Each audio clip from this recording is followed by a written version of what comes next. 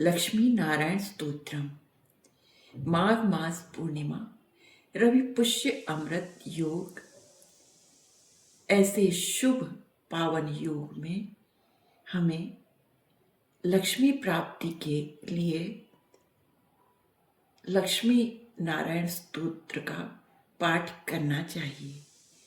ओम श्रीनिवास जगन्नाथ श्री हरे भक्तवत्सल लक्ष्मीपते नमस्तुभ्यं त्राहि मां भवसागरात्। राधारमण गोविंद भक्तकाम प्रपूरक नारायण नमस्तुभ्यं त्राहि मां भवसागरात्।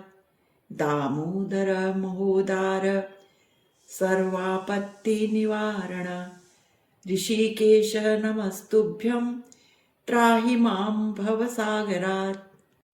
गरुडध्वज वैकुंठ निवासिन् केशवाच्युत जनार्दन नमस्तुभ्यं त्राहि मां भवसागरात्।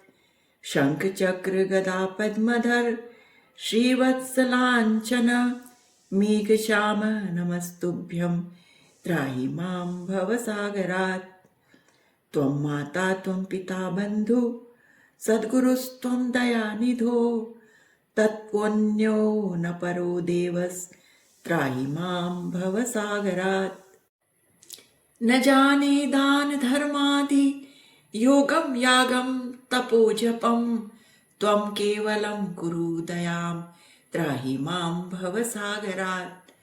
न मत्समो यद्यपि पापकर्ता न त्वत्समो अथा अपि हि पापहर्ता विज्ञापितं त्वेतद् शेषासीन मामुद्धरार्थं पतितं तवाग्रे। इति श्री लक्ष्मी नारायण स्तोत्रम संपूर्णम। ओम श्री लक्ष्मी श्री नारायणाय प्रीत्यर्थे अर्पणमस्तु। लक्ष्मी श्री नारायणाय नमो नमः।